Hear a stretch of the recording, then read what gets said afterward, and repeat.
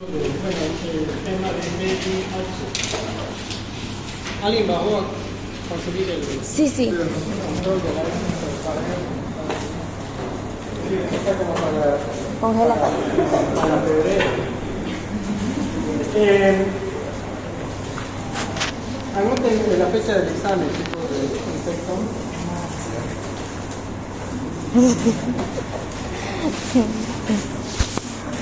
19 de mayo, 1 de la tarde, multigrupo. 19 de mayo. Martes. Me quitaron mi día, decía que era miércoles, porque el miércoles habían programado el examen de parásito. El miércoles se va a tomar el examen de parásito multigrupo. Y el martes 19 el examen de efecto multigrupo. Vamos a ver los docentes invitados tienen que nivelarse. Así que vamos a ver cómo va.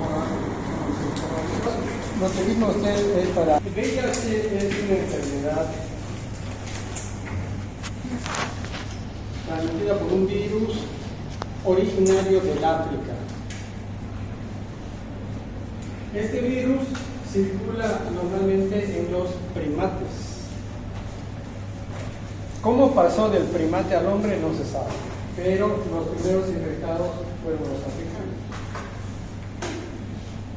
Y a partir de ahí, la enfermedad se diseminó por todo el mundo.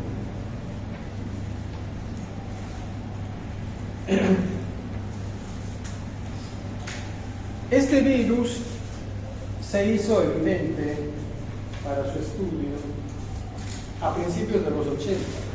En el 81 hubo un brote de varones jóvenes que se internaron en el hospital de San Francisco, de Nueva York, por presentar insuficiencia respiratoria secundaria de neumonía.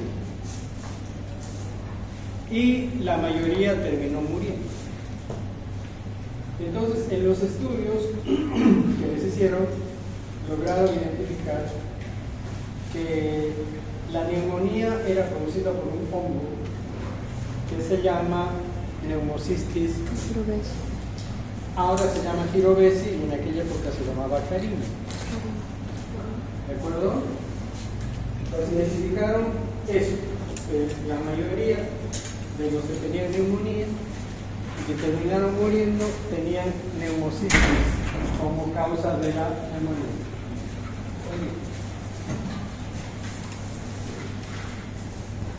¿Qué más identificaron?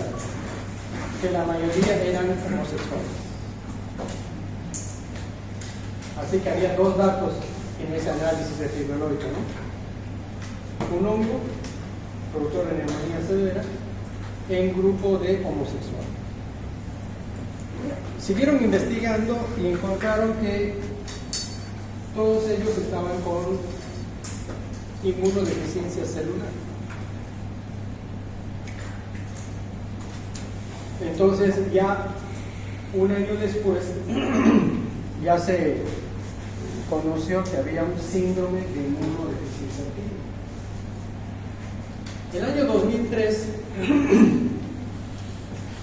dos grupos de investigadores, el americano y el francés, en forma simultánea aislaron el virus.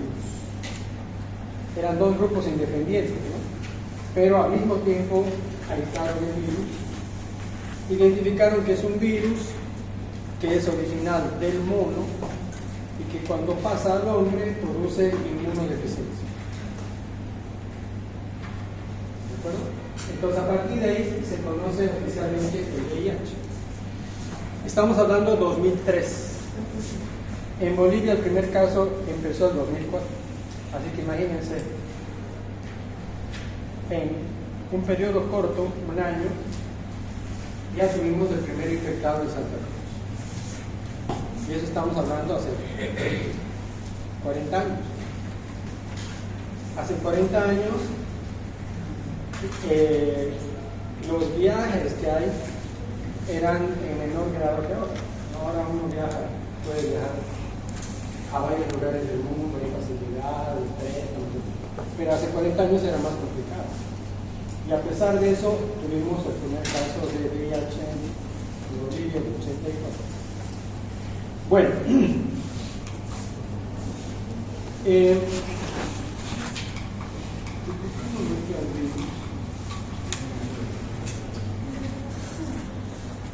el virus es un virus esférico con un genoma que es RNA. Este virus en su superficie tiene antígenos. Los más importantes son la GP21, la GP41 y la GP120. Estos antígenos permiten unir al virus con receptores del hombre, que son el CD4. ¿No? El receptor CD4 es el que se une al antígeno 120. Entonces, el primer paso en la infección es la unión del virus con la célula. Y enseguida se fortalece esa unión y se fusionan las dos células. Una vez que se fusiona, el virus descarga todo su contenido dentro de la célula infectada. Y dentro de la célula infectada ocurren varias cosas. Acá vemos eso, ¿no? El virus se une a un receptor y luego se fusiona y deja introducir toda su composición. Entonces el virus, el RNA, sufre un proceso que se llama transcripción inversa o reversa, con el objetivo de dar origen a partir del molde de RNA en un molde de DNA. Entonces este DNA del virus ingresa al núcleo y se inserta en el DNA del huésped. ¿Te das cuenta? O sea que eso es el motivo por el cual lograr la eliminación del virus es muy difícil, a no ser que al paciente le eliminemos todas las células de su médula ósea, porque las células todas tienen el DNA del virus insertada dentro de su DNA.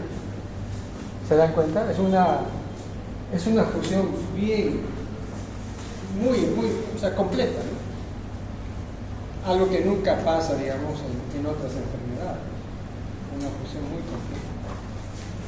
De modo que el DNA del huésped sigue funcionando, produciendo proteínas estructurales, proteínas funcionales del huésped y también del virus. Entonces, las proteínas del virus nuevamente se ensamblan y dan origen a la salida del nuevo virus. Esta célula ya no es normal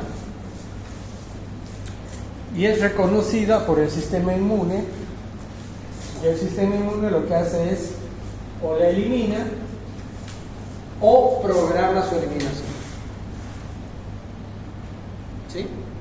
Entonces, esa célula infectada va a ser eliminada por la acción de la inmunidad celular o van a programar su eliminación. O sea, más tarde o más temprano, esa célula infectada, esto va a ser eliminado del cuerpo. Entonces, esto explica el por qué los linfocitos, que son una de las células que tienen una gran densidad del receptor CD4, van disminuyendo. Y eso produce una inmunodeficiencia progresiva, porque el organismo va a eliminar una célula anormal rápidamente o va a programar su eliminación. Julie, ¿su tarjeta está bien o está mal? Para la película Forrest Gump. Eso es para que se transforme el DNA tiene que haber una proteína.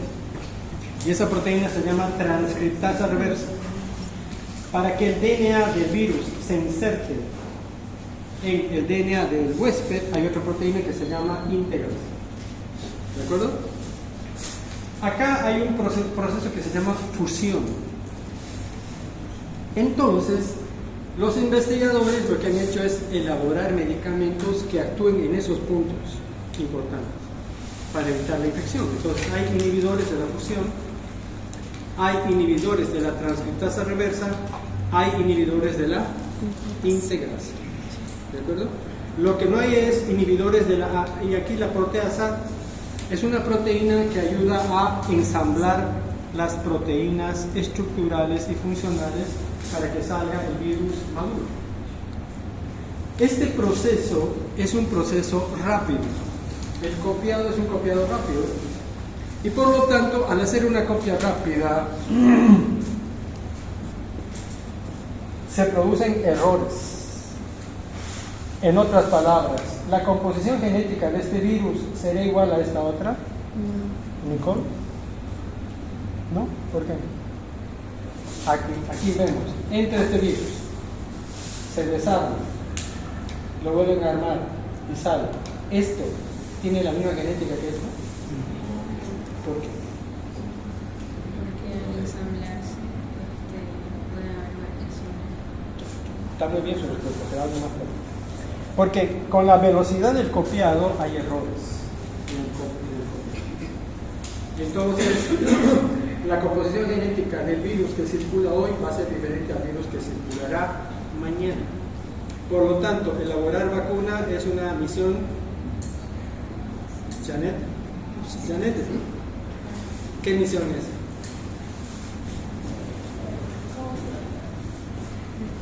Como hay diferencias en la composición de un día para otro, elaborar una vacuna es una misión. No lo escucho. Imposible. Es la película Misión Imposible 9. Ha habido muchos intentos de vacunas, van a leer ustedes en los libros. Desde hace años. El virus ya se conoce hace 40. Imagínense, han habido muchos intentos, pero hasta ahora no se produce la vacuna y tampoco se va a producir. Por esta razón. Doctor, Sí. Recientemente vi un documental donde a un 10º paciente con leucemia, algo así, le insertaron algo de células madre después de unas quimios que destruyó su médula y lograron curarlo del VIH. ¿Cuántos pacientes curados hay? 10. Wow. Hay 10 curados en 40 años de conocimiento. Ahora vamos a ver por qué. Bueno, el virus se introduce por el epitelio o por las mucosas. ¿De acuerdo? Ingresa y se reproduce localmente en un periodo de horas o días. Hay una infección localizada. Pasado este tiempo, el virus se disemina por el sistema linfático y por el sistema sanguíneo a través de los macrófagos, de los linfocitos, de las células dendríticas que infectan. No, el virus viaja en el interior de las células propias del hombre. Entonces, esta infección que está localizada se transforma en infección diseminada. Entonces, lo que hay que hacer es, en una persona que se ha infectado, hay que darle un tratamiento para que esta infección localizada se elimine. Y entonces logro la curación del paciente. Pero es en este periodo. Si yo le doy tratamiento aquí, ya no sirve, porque ya la infección está establecida, ya se ha diseminado. ¿Dónde está la infección? Linfocitos, macrófagos, células dendríticas del lugar de la infección, que puede ser epitelio o endotelio. O sea, epitelio de piel o epitelio de mucosas. ¿De acuerdo? Entonces, hay pocas horas para evitar que la infección localizada se transforme en infección diseminada. ¿De acuerdo? ¿Qué cantidad de infectados hay? Esta es una proyección publicada en 2024-23 de Naciones Unidas. Ellos en aquella época, hace 3 años, decían que había de 40 a 44 millones de infectados en el mundo. ¿De acuerdo? ¿Qué cantidad de infecciones se produce cada año? Casi 1,5 millones. ¿Qué cantidad de personas mueren cada año? Casi 500,000. Entonces, esa diferencia entre nuevas infecciones y muertos hace que la enfermedad avance, ¿no? ¿De acuerdo? Entonces, África, que es el continente donde se originó el virus, es el continente que tiene más infectados. En cambio, Europa, Norteamérica tiene 2 millones de infectados aproximadamente, y en Latinoamérica también hay 2 millones. ¿De acuerdo? Son datos de hasta el 2023. En el análisis epidemiológico de todos los infectados, la mayoría pertenecen al grupo heterosexual. ¿Sí? Aquí hay un grupo que son trabajadores sexuales, 5% de infectados. Acá personas que comparten agujas porque les gusta inyectarse drogas, 8%. Este grupo de 12% son homosexuales, varones. Este grupo, pequeño 1%, el grupo transgénero. Y este grupo de 18%, los clientes que buscan el servicio de este grupo. 18%. ¿De acuerdo? Ese es el análisis global. En Europa hay un cambio significativo. La mayoría son homosexuales.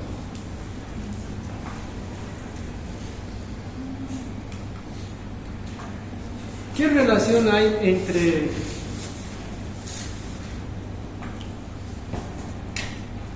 la ETS y la infección y el riesgo de infectarse con VIH en una persona que tiene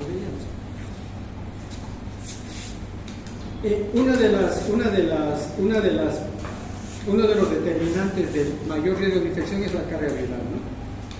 Aquí lo que vemos es la probabilidad de transmisión de la enfermedad por cada 10.000 relaciones sexuales. Entonces, cuando una de las parejas está infectada y tiene carga viral baja, el riesgo de infección es bajo. Carga viral de 1700, el riesgo de infección es bajo. En cambio, si uno de los dos tiene una carga viral alta, por ese solo hecho el riesgo de infección es más alto. Mire, usted llega al 50%. ¿Cuál es el otro determinante? La ETS, que puede ser candidiasis, herpes, linfogranuloma, sífilis, lo que ustedes quieran. Entonces, el hecho de que haya úlceras en la mucosa genital hace que el riesgo de infección sea más alto. Entonces, los dos determinantes son carga viral y presencia de ETS. Esto ya calcula el riesgo de infección por otras actividades, ¿no? Acá el cálculo es por 10.000 exposiciones.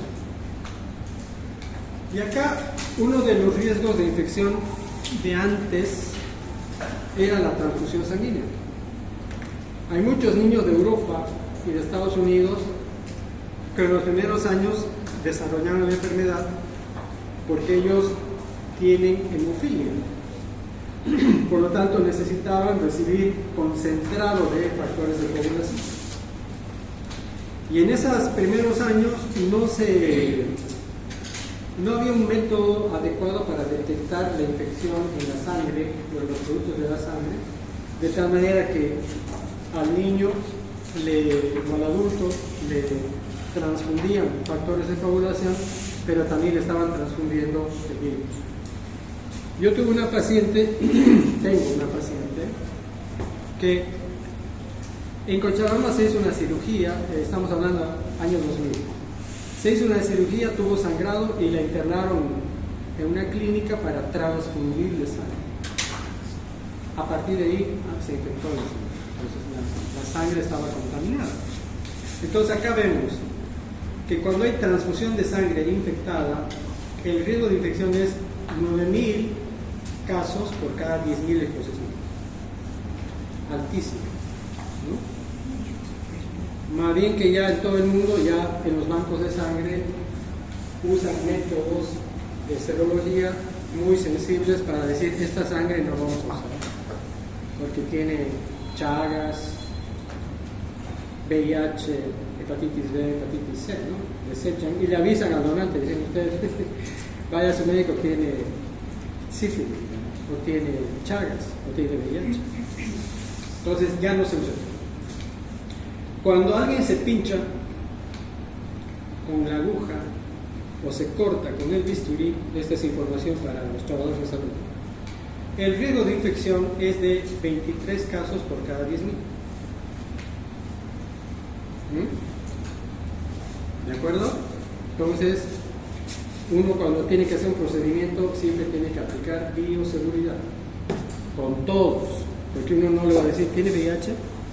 El paciente no sabe, ¿no? Por ahí tiene VIH, por ahí no. Entonces, como uno no sabe, entonces uno usa guantes, barbijo y todo lo demás en todos los procedimientos invasivos y no invasivos.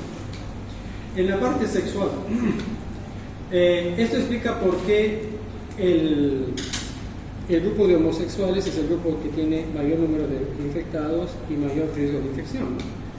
En una relación anal, ya sea receptiva o insertiva, fíjense ustedes, el riesgo de infección es 138 veces de cada 10.000.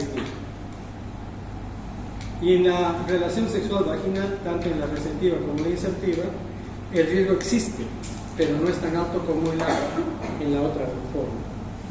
¿De acuerdo? Acá 8 casos por cada 10.000 y 4 casos por cada 10.000. Eso me está recordando. Este dato, chicos, lo tienen que aprender bien porque va a entrar al examen. Les voy a poner un caso clínico que va a decir, fulanito tuvo una relación sexual de este tipo con una persona que tenía el virus. La pregunta va a ser, ¿cuál es su riesgo de infección? Así que, aprenden. ¿Qué pasa si en una pareja alguien le muerde al otro? El riesgo de infección es prácticamente ausente. Si deglute fluidos, el riesgo de infección es bajo también. ¿De acuerdo? Así que estos son los factores de riesgo más altos para infectar. Bueno, seguimos avanzando. Esto es esta diapositiva muestra una información muy importante. Empieza el 2000 hasta el 2016. Fíjense ustedes que este es el número de personas que están recibiendo tratamiento para VIH, cada vez más, ¿no? En cambio, esto que ven en naranja es el número de muertos en el mundo. Fíjense ustedes que con los años, a mayor cantidad de pacientes reciben tratamiento, el número de muertos ha ido disminuyendo. En otras palabras, si uno quiere disminuir la mortalidad, hay que aumentar el porcentaje de pacientes en tratamiento. ¿De acuerdo? Esta es una de las diapositivas que más me gusta. Este es un trabajo publicado en 96 por John Mellows. En este trabajo lo que demuestra es que la sobrevida de un paciente sin tratamiento está estrechamente relacionada con la carga viral. Entonces muestra el resultado de 4 grupos de investigación. En verde, el que tiene la mayor carga viral, 72.000 copias. Y en azul, el grupo que tiene menor carga viral, 9.000 copias. Perdón, está al revés. En azul, el que tiene la carga viral más alta, 72.000 copias. Y en verde, el grupo que tiene la carga viral más baja, 9.000 copias. Tengan en cuenta que no reciben tratamiento. Estamos viendo evolución natural. Todo lo que pasaba hasta el año 94. Acá lo que vemos es el porcentaje de sobrevivientes sin llegar a la fase SIDA. En el grupo verde, que son el grupo que tiene menor carga viral, a los 10 años el 60% no ha llegado a la fase SIDA. En cambio, en el grupo azul, a los 10 años, casi todos han llegado a la fase SIDA. Solo hay 20% que no han llegado a la fase SIDA. ¿Se dan cuenta?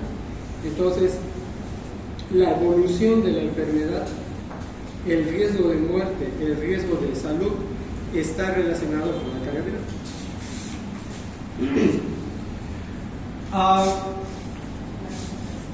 A partir de los 6 años se usa una clasificación de inmunodeficiencia que es la misma. A partir de los niños de 6 años hasta los adultos se usa la misma clasificación en base al recuento de CD4. Entonces, si el paciente tiene más de 500 CD4, pertenece a la categoría 1. Si tiene entre 200 y 499, pertenece a la categoría 2. Y si tiene menos de 200, pertenece a la categoría 3. ¿De acuerdo? Entonces, aquí tenemos la clasificación de inmunodeficiencia leve, moderada y severa. Desde la próxima clase vamos a grabar la clase en mi celular. Porque yo creo que la mitad que no viene es porque ve el video. ¿O por qué no viene? No sé.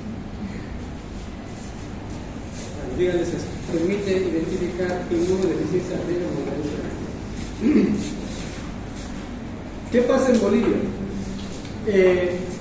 Este dato, justo lo dije, este dato lo preparé el año pasado, una noche antes de dar la clase de VIH, porque había una página del ministerio que daba esta información, o sea, actualizaba la información. Entré la semana anterior para actualizar la clase y ya la página no existe. No existe. Siempre pasa eso. Cambian autoridades y algunas cosas desaparecen. Es así. Entonces, hasta abril, el año pasado di esta clase en abril, igual que ahora, pero di el 8 de abril. Y el año pasado, hasta abril, había en Bolivia más de 44.000 infectados. Hoy debe haber cerca de 50. 48.000, 51.000, cerca de 50 infectados. 50.000 infectados en Bolivia. Bueno, aquí la relación hombre-mujer 3 a 1. 31.000 hombres, 13.000 mujeres. Más o menos la relación es 3 a 1, ¿no? La forma predominante de infección es heterosexual. 41.000 casos heterosexuales. ¿Cuántos niños se han infectado en estos? Desde el 2000, desde 1984 hasta la fecha, hasta el año pasado, 769 niños nacieron infectados. 769 niños nacieron infectados.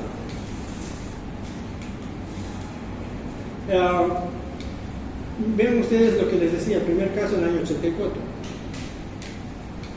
Y de ahí lo que tenemos hasta el 2025. Un aumento sostenido. A partir de, miren ustedes cómo ha ido subiendo rápidamente, ¿no? El 2025 los datos son de abril, por eso está aquí. Ah, No, hasta el abril. esto es de abril, en abril ya había esta cantidad. Casi 1000 pacientes en un año. En cambio acá, miren ustedes, el año 23 hubo casi 3.500 casos nuevos. Yo les digo que este año seguramente estamos cerca de los 50.000 infectados. Y el aumento es rápido, ¿no? Pero nadie dice nada, ¿no es verdad? Es como si el VIH fuera bajadito, algo normal. ¿No ves? Y esto es el comportamiento en Santa Cruz. Lo anterior era Bolivia, esto es Santa Cruz. Eso significa que ustedes ya han tenido contacto con un amigo, con un familiar que tiene VIH. Y que en el futuro van a atender pacientes con VIH. Por lo tanto, yo he planificado desde hace 20 años dar 4 clases de VIH. VIH se avanza en 4 temas, para que ustedes estén más formados, ¿no? Por esa razón. Bueno, aquí vamos a analizar la calidad de atención que tenemos en el país. Acá vemos Santa Cruz. Este dato es el 2024. Lo que han hecho es analizar que hay en 12.000 infectados, 8.000 están recibiendo tratamiento y 4.000 tienen carga viral suprimida. ¿Qué les parece esto? Vivian? ¿Cuál es su análisis?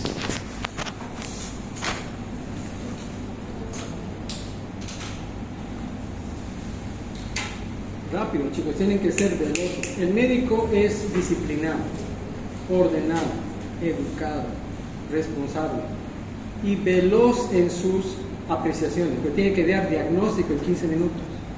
El paciente entra, en 15 minutos entra el otro.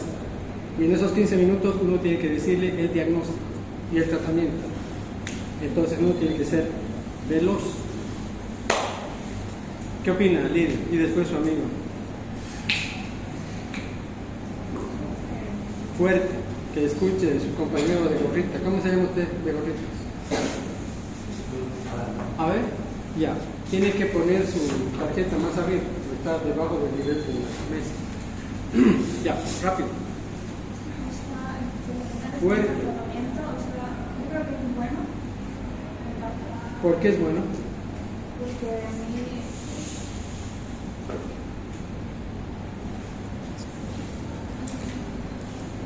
¿Qué estás poniendo acá?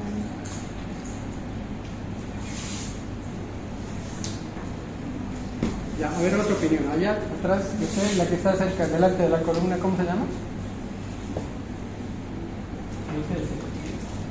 What is your name?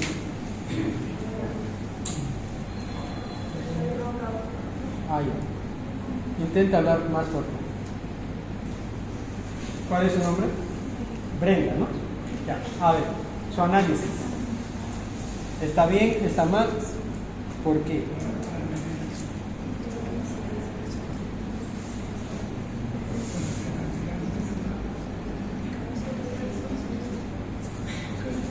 Ya, su compañera, ¿cómo se llama?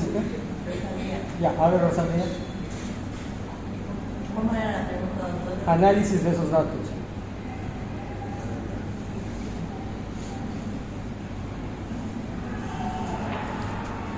A ver, Diego. Sí. Análisis.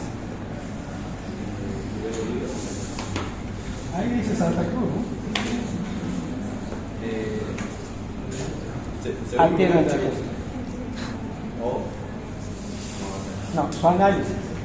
¿Cuál es su análisis?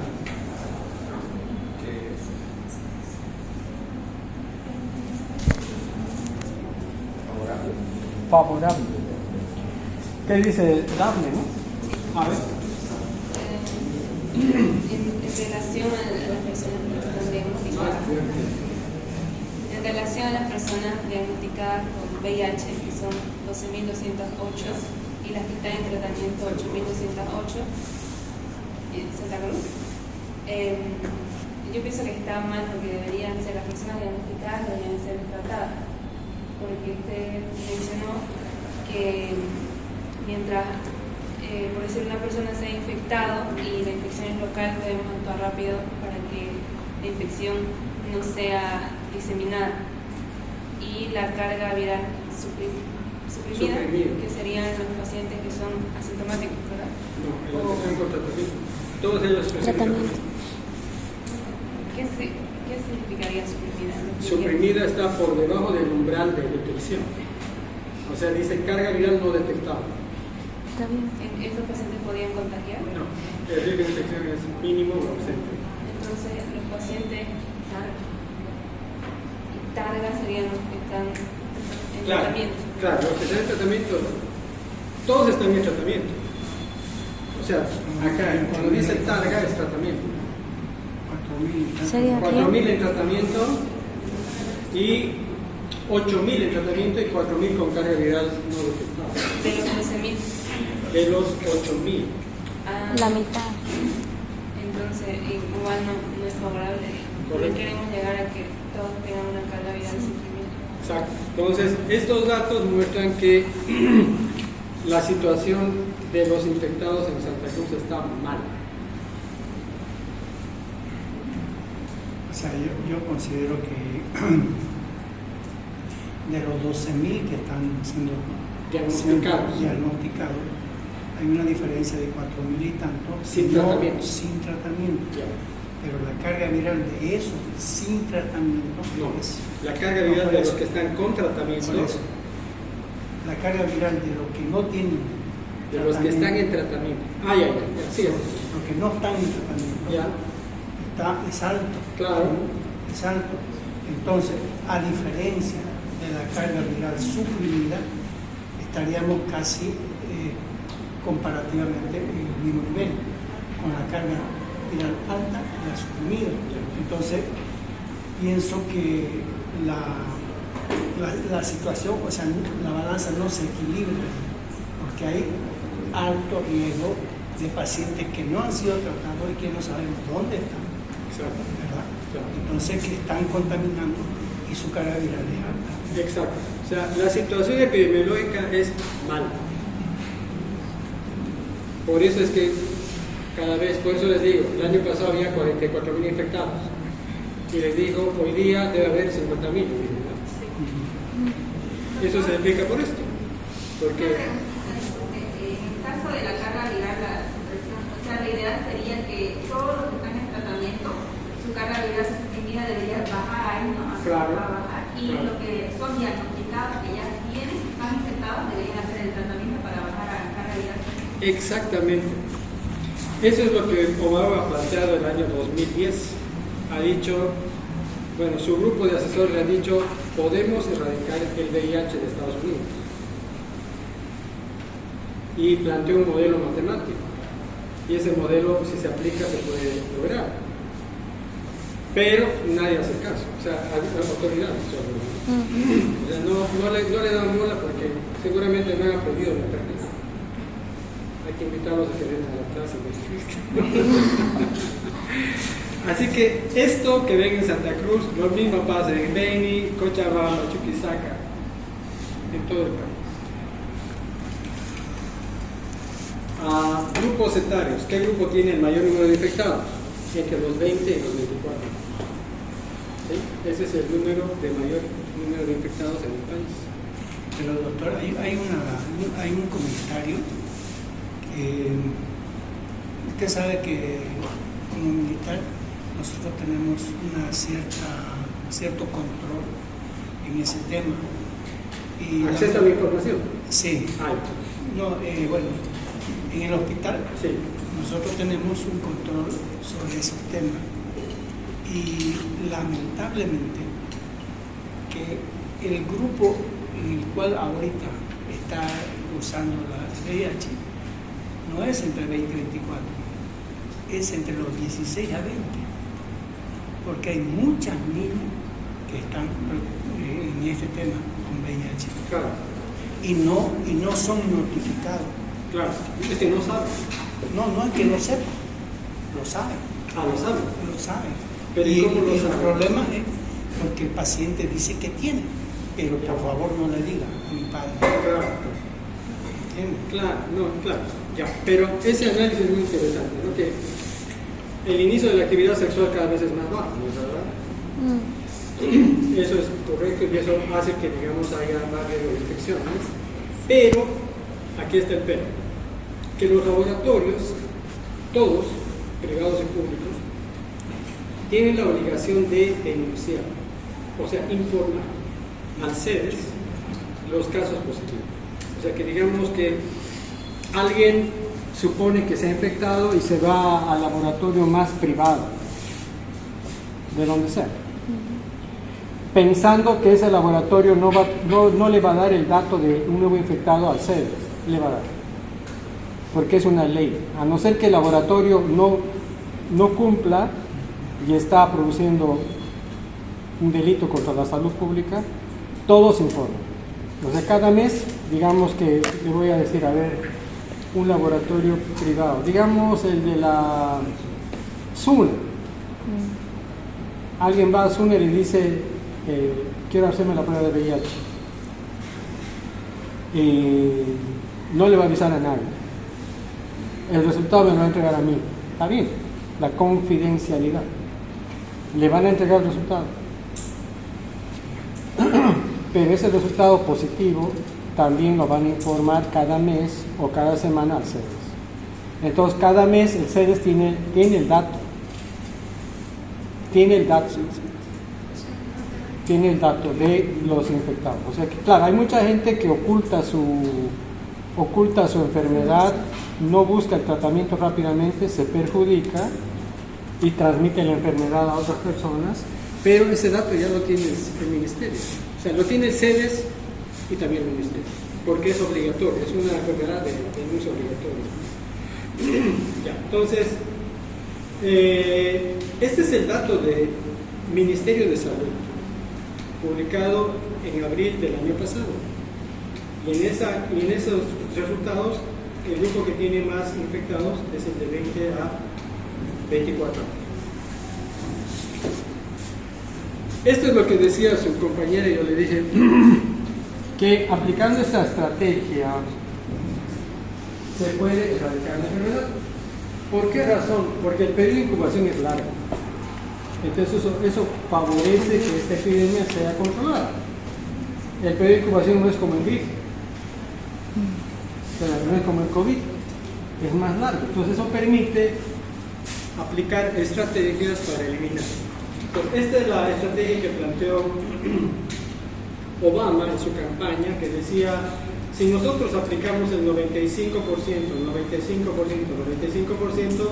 vamos a eliminar la epidemia. ¿En qué consiste eso? Aquí. Bueno, si tenemos, en este ejemplo, si tenemos 12,000 infectados, la estrategia dice, quisiéramos que el 95% de la población infectada tenga diagnóstico. Vamos a suponer que Santa Cruz tiene 1 millón de habitantes. Estamos suponiendo. Entonces, ¿qué se debería hacer? Que 950,000 personas del departamento se hagan la prueba. ¿Sí? De modo que se logre el 95% de diagnóstico. Es decir, hemos diagnosticado 2,000 casos. ¿Sí? Entonces, eso es el 95% de diagnóstico. ¿Qué se espera? El otro 95%. Que el 95% de los diagnosticados empiece a recibir tratamiento. Y el otro 95% es que el 95% de los que están infectados logren esto, carga viral no suprimida.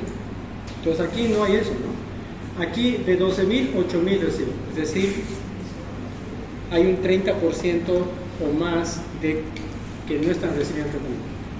Y de acá, los que reciben a la carga viral no suprimida, 50%. Es decir, no se cumple ese modelo matemático que permite eliminar la enfermedad. Aquí está el programa, ¿no? Todo el detalle de la enfermedad. Acá lo mismo, acá tenemos 100% de infectados. Esto es el dato de la Unión Europea. 87% están con diagnóstico y 55% están con carga viral suprimida. Entonces eso explica por qué la enfermedad sigue en el mundo y obviamente en nuestro país también. Y ese es el análisis de Bolivia. Ahí está.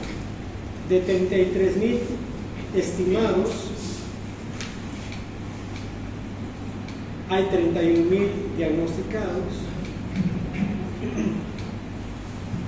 El tratamiento 64%. Solo 64%. Y con carga viral no detectada 45%. Esto explica el por qué en nuestro país, como en otros países, la enfermedad avanza. Hay que explicar para terminar esta parte. La clasificación de VIH es una clasificación que determina 9 poblaciones, 9 categorías.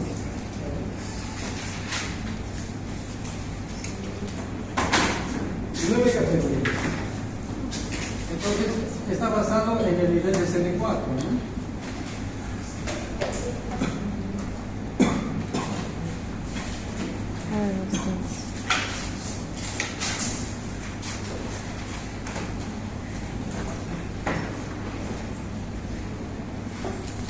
Hemos dicho que este es la categoría 1, la 2 y la 3, ¿es verdad?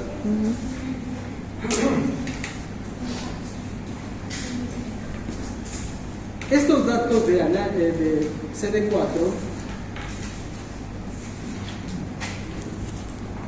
tienen que estar relacionados para la clasificación exacta con los síntomas que tiene el paciente. Entonces, los síntomas que tiene el paciente se clasifican en 3 grupos, A, B, C. El grupo A son los pacientes que no tienen síntomas. ¿De acuerdo? Lo que dice su compañero. Hay muchos adolescentes que están infectados, pero no quieren que sus papás y sus mamás se enteren. Y no tienen síntomas.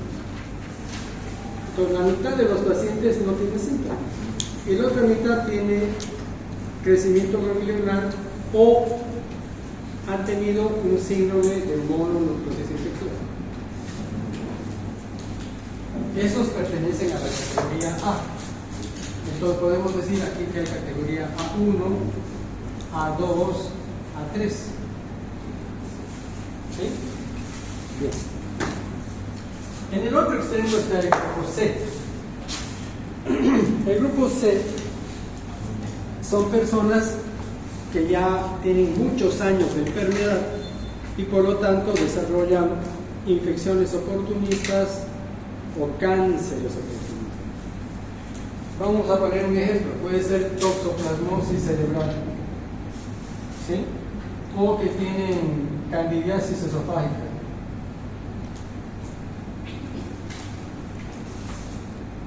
Entonces, estas dos enfermedades son enfermedades que aparecen en personas que tienen inmunodeficiencia moderada o severa, básicamente severa. Entonces yo tengo un paciente en el hospital que después de estudiarlo confirmo toxoplasmosis cerebral, tengo que inmediatamente hacer la prueba de VIH. ¿Sí? Porque es una enfermedad marcadora.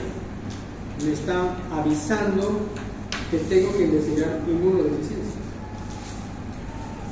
Si se confirma que tiene VIH y tiene este nivel de CD4, pues este grupo será C1, este C2 y este C3.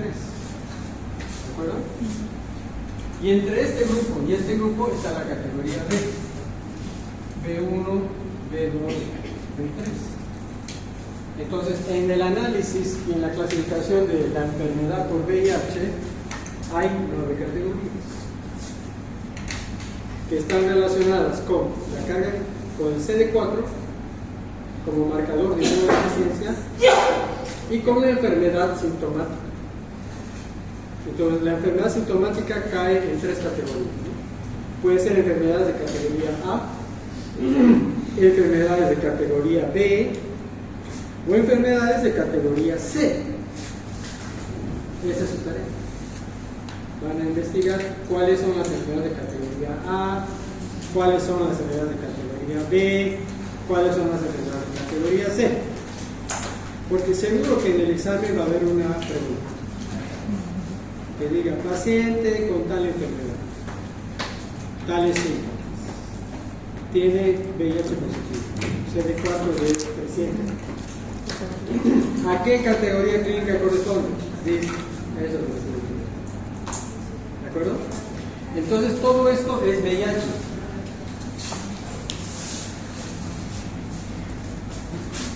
Y esto es SID. Entonces una categoría dentro de las 9 es la categoría SID. Así que no se puede decir que todos los pacientes con VIH tienen SID. Solamente una categoría. ¿De acuerdo? De la categoría C3. Inmunodeficiencia severa. ¿Preguntas, chicos? ¿Nada? ¿Todo está clarísimo? ¿Sí? ¿Seguro? Si les digo 95, 95, 95, ¿qué me va a decir Nicole?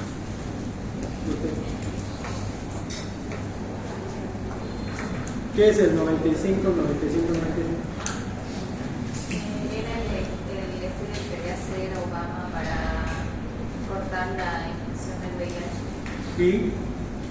Que al 95% se le debía diagnosticar, al 95% de eso se le debía tratar, para que el 95% de eso tenga una carga viral superior. Muy bien. Entonces 95, 95, 95. Esa es la estrategia, es el modelo matemático que permite suponer que la enfermedad puede eliminarse. ¿Por qué? Porque la periodo de incubación es larga.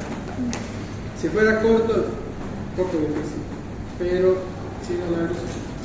¿Alguna pregunta más, chicos? Por su cuenta calculen como tarea adicional los riesgos de infección que les mostré en la tabla, porque eso es otra pregunta que les mostré en la tabla. Les dije, el riesgo de esto está, el riesgo de esto está, el riesgo de esto. Así se han aprendido los riesgos, pero calculen los riesgos. Mejor si los transforman en tasas. Digan, el riesgo de infección es 0,1% o el riesgo de infección es 60%. ¿No? Entonces tienen que hacer el análisis de la tabla. Y lo que tienen que aprender es categorías clínicas. O sea, categoría A, B, C. ¿De acuerdo? Les dije ya, fecha de examen 19 de 1 de la tarde. Está ¿El lugar no va a confirmar doctor una semana antes? va a ser en la... ¿Polideportivo? Usted siempre debe decir. Ese es su lugar de examen.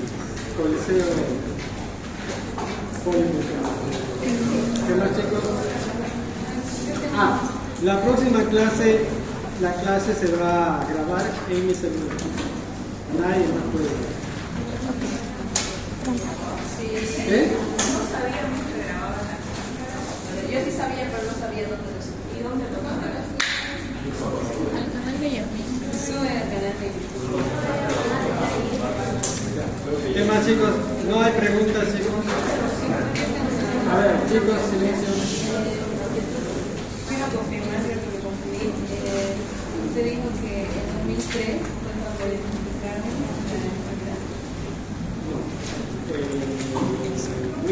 1983 se identificó el virus. Los primeros casos fueron de la epidemia del 81.